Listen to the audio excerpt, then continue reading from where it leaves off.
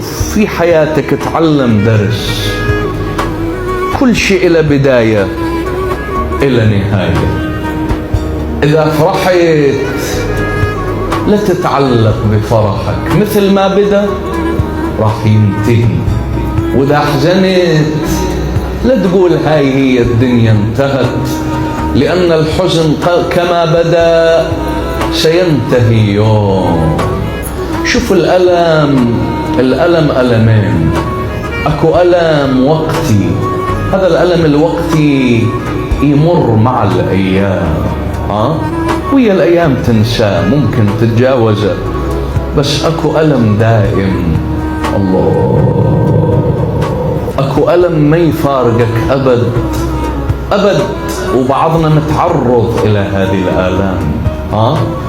ألم يستمر وياك سنوات. نصيحة أقول لك، تعلم كيف تتعايش مع ألمك الدائم، أفضل مما تتمرد.